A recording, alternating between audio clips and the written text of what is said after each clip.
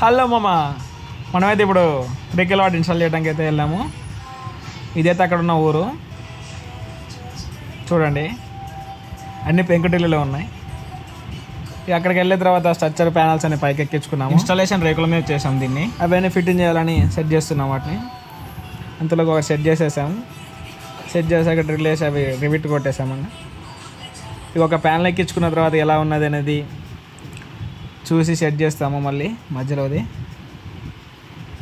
అది సెట్ అవుతుంది. బైఫేషియల్ అంటారు వీటిని, ప్యానల్స్. అదాని కంపెనీ. ఇక అది మళ్ళీ తర్వాత డ్రిల్ వేసుకున్న తర్వాత ఆ రివిట్ పెట్టేసి అందులో అది కొట్టేస్తామంట. ఇది రేకుల మీద కాబట్టి మనకి ఇలా రివిట్స్ పెట్టి చేయాల్సి వస్తుంది. ఇట్లా కొట్టాలి దాన్ని. ఈ రివిట్ గన్ ఉంటుంది దానికి. ఇలా అవడగాడు కొట్టరా అంటే చిన్నగా కొడుతున్నాడు దాన్ని. ఇది ఊడిపోతే ఇలా కొట్టిన తర్వాత ఇక మొత్తం వేసేసాము. ప్యానల్స్ అన్నీ ఎక్కించాము. ఈ అమ్మమ్మ వచ్చేసి మా ఊరికి వర్రాయిలు కొత్తగా ఉన్నారు, ఈ అమ్మ ఇలాంటి మా ఊర్లో ఎప్పుడు చూడలే అనుకుంటుంది. ఈ ప్యానల్స్ అన్నీ అయిపోయినాయి చేయడం పైన. ఇవి వచ్చేసి ఇప్పుడు ఇక కింద ఫిట్టింగ్ చేయాలి. కిందకి వచ్చేస్తే మొత్తం ఈసీడీవి, ఏసీడీవి డిస్ట్రిబ్యూషన్ బాక్సెస్. ఇది వచ్చేసి ఇన్వర్టర్, గ్రోవాట్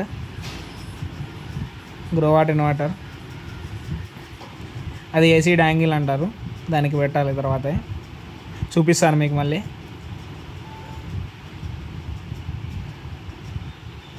MC4 కనెక్టర్స్ అవి ఇవన్నీ. ఇది వచ్చేసి వెనక స్టాండ్ దానికి, ఇన్వర్టర్కి. ఇది ఏసీ డాంగిల్. ఎల్ అంటే లైన్, రెడ్ వచ్చేది మనకి. ఎన్ అంటే న్యూట్రల్.